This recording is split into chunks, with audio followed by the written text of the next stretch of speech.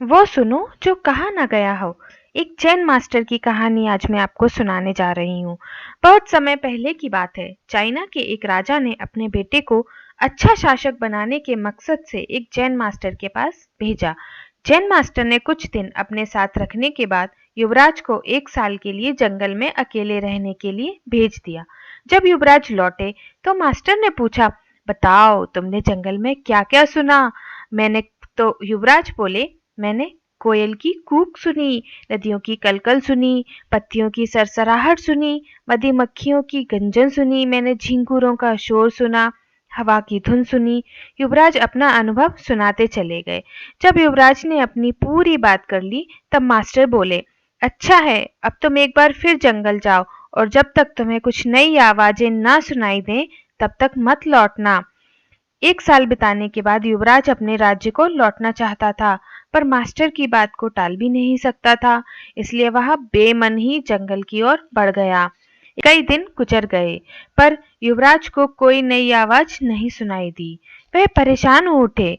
उसने निश्चय किया कि अब हर आवाज को बड़े ही ध्यान से सुनेगा। फिर एक सुबह उसे कुछ अनजानी सी आवाजें हल्की हल्की सुनाई देने लगीं।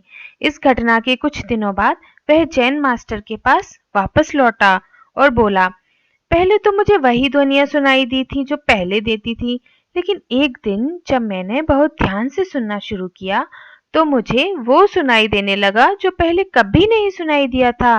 मुझे कलियों के खिलने की आवाज़ सुनाई देने लगी।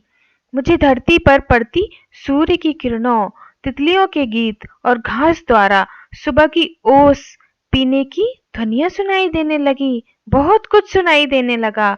यह सुनकर जैन मास्टर बहुत खुश हुए और मुस्कुराकर बोले, अनसुने को सुनने की क्षमता होना एक अच्छे राजा की निशानी है, क्योंकि जब कोई शासक अपने लोगों के दिल की बात सुनना सीख लेता है, बिना उनके बोले उनकी भावनाओं को समझ लेता है, जो दर्द बयां न किया गया हो उसे समझ लेता है, अपने लोगों की अनकही शिकायतों को सुन लेता है, केवल वही राजा अपनी प्रजा का विश्वास जीत सकता है, कुछ गलत होने पर उसे समझ सकता है और अपने नागरिकों की वास्तविक आवश्यकताओं को पूरी कर सकता है।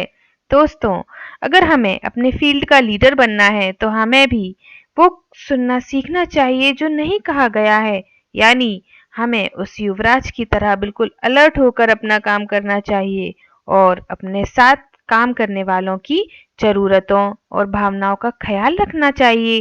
तभी हम खुद को एक ट्रू लीडर की तरह स्थापित कर सकेंगे।